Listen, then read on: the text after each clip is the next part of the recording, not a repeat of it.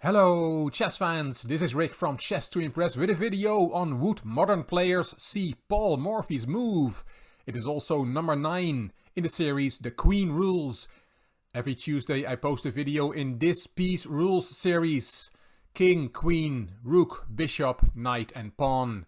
You can find all the earlier videos in the playlist, which is in the description box underneath this video.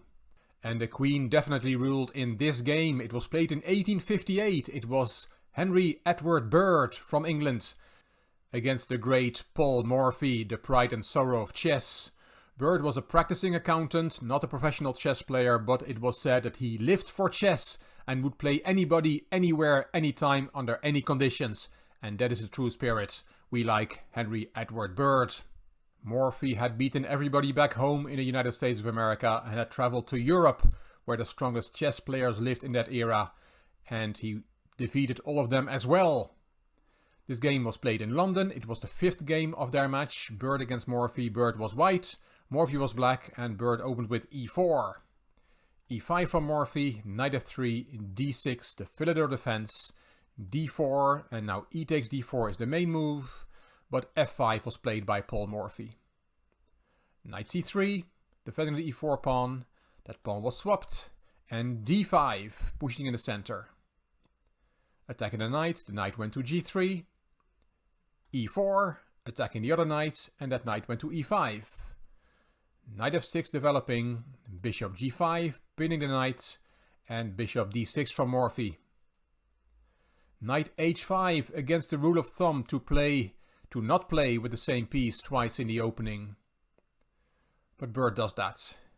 Morphy castled, queen d2 and queen e8 on pinning the knight on f6, and now the knight on h5 is attacked twice by the queen and by the knight, which is now no longer pinned.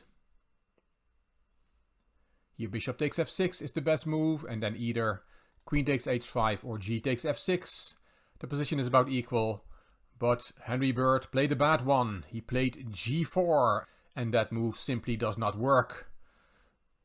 Morphy took the pawn, knight takes, and queen takes h5. Just an extra pawn for black. Knight e5 and knight c6. White is not developed, and he's a pawn down. That g4 move was really bad. Bishop e2 hitting the queen. Queen went to h3. Knight takes c6, b takes c6, and bishop back to e3. Rook b8 on the half-opened file, attacking the b2 pawn, and now castling queenside from white.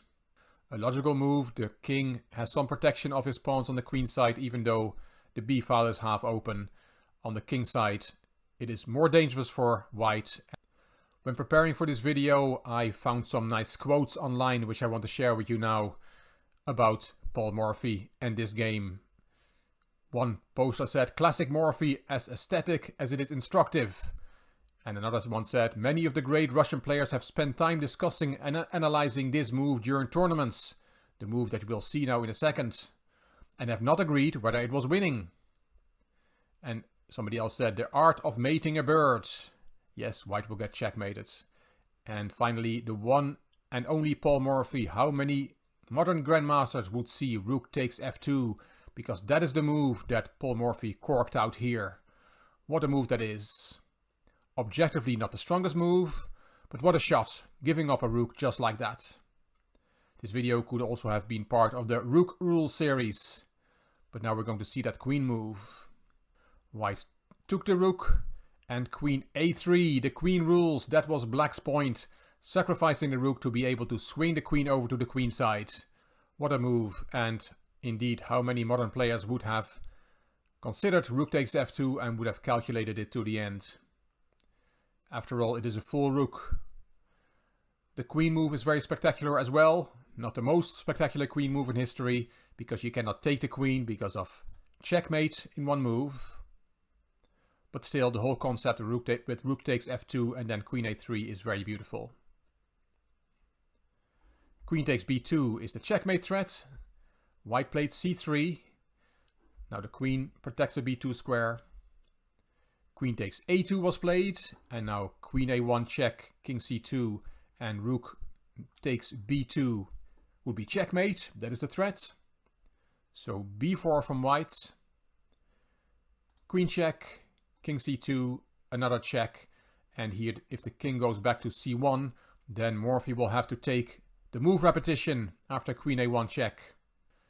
He can also try bishop takes b4 like in the game, but then c takes b4, rook takes b4, and this move, queen g5, as given by the engine. This game is going to end in a perpetual by either white or black. That queen g5 is apparently the only move that draws, and that one is not easy to find. So all that after queen a4 check and then king c1. But Henry Bird went to b2 with the king, and that is a blunder. Not easy to foresee, because now bishop takes b4 does win. And it's now the bishop that rules. Very nice move, a bishop sacrifice. C takes, rook takes check. If you go to c3, then queen b3 is checkmate. If you go to c1 instead, there's a mate in 2, like this. So after rook takes b4 check, you have to give the queen. Queen takes, king c2, and now e3. A great pawn move, making room for the bishop on c8. Morphy shows off his skills with all his pieces in this game. Even though white sacrificed his queen, he's still material up. Black has also sacrificed material. Remember, rook takes f2 and bishop takes b4. But the white king is still very unsafe, even though black only has queen and bishop left. Bishop takes e3 was played, and there comes the light squared bishop with check.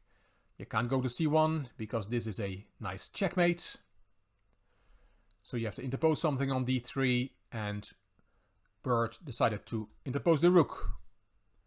Queen c4 check, king d2, another check on a2, king d1, and queen b1 check. And here Henry Bird resigned. He's going to lose more material. After bishop c1, there is bishop takes, and queen takes check.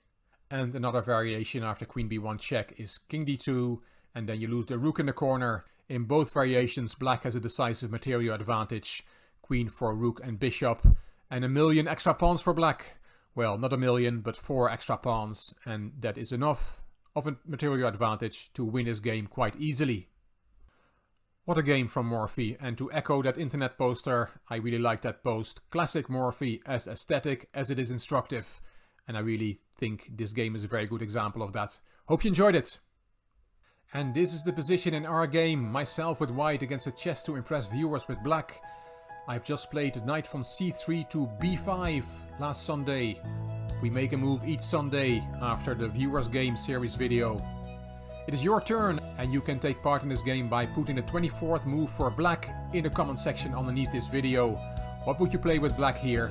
By suggesting a move, you will be in the raffle. After the game, I will raffle a chess book amongst the viewers who have taken part in this game. Hope to see your move in the comment section. And I hope you enjoyed this video. If you did, please give it a thumbs up. Please subscribe to the Chess to Impress channel, and please leave a comment. I will read them all and I will reply to them all. If you like the video, if you like the series of This Piece Rules, then please share it on social media by clicking the share button on YouTube. As mentioned, you can find a playlist of This Piece Rules series in the description box underneath this video. You can find me on Instagram, on Twitter and on Facebook. This is Rick for Chess to Impress. Thank you for watching.